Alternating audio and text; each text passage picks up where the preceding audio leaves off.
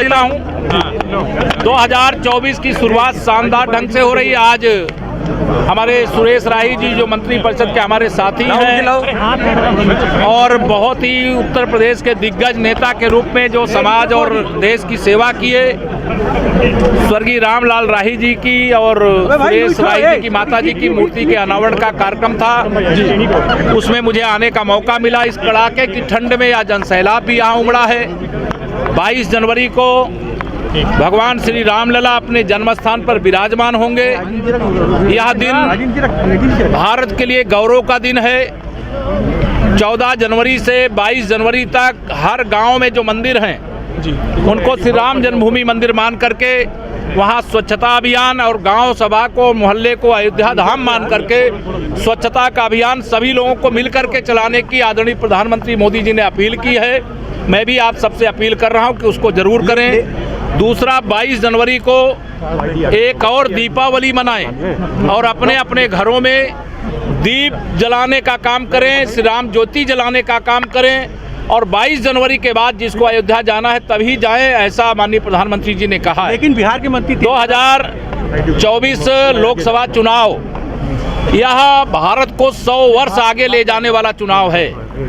इसलिए मैं सबसे अपील भी करूंगा, 2024 में हमें पूरा विश्वास है जनता के आशीर्वाद से, डबल इंजन सरकार के काम के बल पर उत्तर प्रदेश की 80 की 80 लोकसभा सीटें जीतेंगे और देश में 400 से अधिक सीटें जीतेंगे, यह हमें विश्वास है। और तीसरी बार प्रचंड बहुमत की मोदी सरकार बनाएंगे। इस भरोसे के साथ मैं आप सबको इंडी गठबंधन कह रहा है सीट बंटवारा हो गया। इंडी गठबंधन करो ना। बिहार के मंत्री इंडी गठबंधन एक व्यक्ति सवाल कर रहा है। बिहार के मंत्री तेज प्रताप यादव ने कहा है कि भगवान रामलला तभी आएंगे आपके घरों में जब गठबंधन की सरकार केंद्र में होगी। देखिए, उनके सबके सवाल के जवाब देने की मुझे आवश्यकता नहीं लगती है। और केंद्र में अभी कम से कम 2047 तक भारतीय जनता पार्टी के अलावा प्रदेश में भारतीय जनता पार्टी के अलावा किसी दूसरे दल की सरकार बनने की दूर दूर तक संभावना नहीं है। मुंगेरी लाल के हसीन सपने दूसरे को भी पूछने।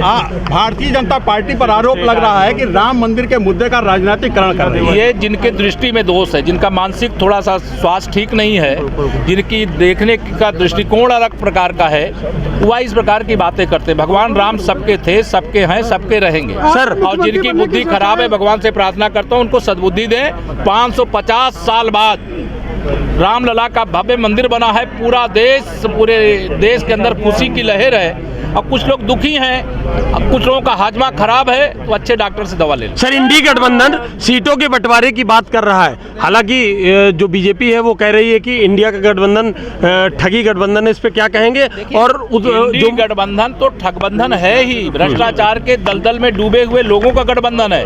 देश के लिए, गरीब के लिए, किसान के लिए, जिनका कोई विजन ही नहीं है, जो 2024 में केवल भ्रष्टाचार के मामलों में अपने को बचाने के लिए चुनाव के मैदान में आना चाह रहे हैं, गठबंधन करना चाह रहे हैं, वह भी जानते हैं कि इस बार उनके प्रत्याशियों की जमानत बचना भी मुश्किल हो जाएगा। उत्तर प्रदेश में तो कहीं कोई दल का कोई प्रत्याशी जीतता दिख ही नहीं रहा है, लेकिन देश में भी 400 पार भारतीय जनता पार्टी करेगी, ऐसा मुझे विश्वास। विपक्षी कहते हैं कि मंदिर का निमंत्रण मिले।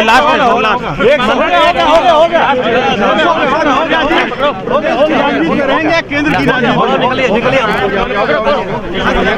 की